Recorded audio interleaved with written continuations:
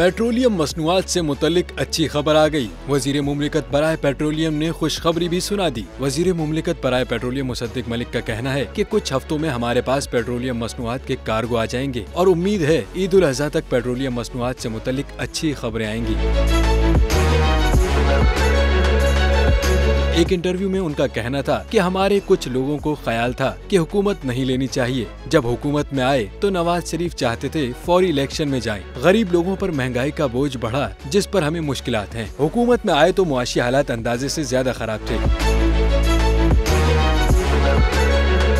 उन्होंने कहा कि वजारत पार्टी की अमानत है, जब कहा जाएगा छोड़ दूंगा। हमारे मुल्क में 2 करोड़ मोटरसाइकिल और 37 लाख गाड़ियां हैं। कोशिश कर रहे हैं कि गरीब तबके को रिलीफ दें। मुसद्दिक मलिक ने कहा कि सियासत में रवादारी को दोबारा वापस आना चाहिए। सियासत में इख्तलाफात को दुश्मनी में नहीं बदलना चाहिए।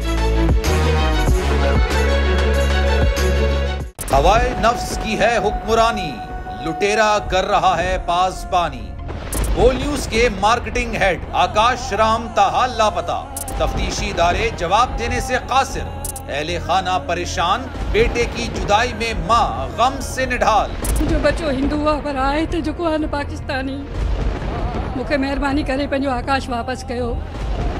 हुकूमत से बेकसूर और मुहिब्बे वतन बेटे की बाजियाबी के लिए फरियाद। आकाश राम के अगवा के खिलाफ अहले खाना की जानिब से सुप्रीम कोर्ट में दरख्वास्त दायर। सुप्रीम कोर्ट के चीफ जस्टिस उमर अता बंदियाल से आकाश राम के अहले खाना की जल्द समाअत की इस्तदा।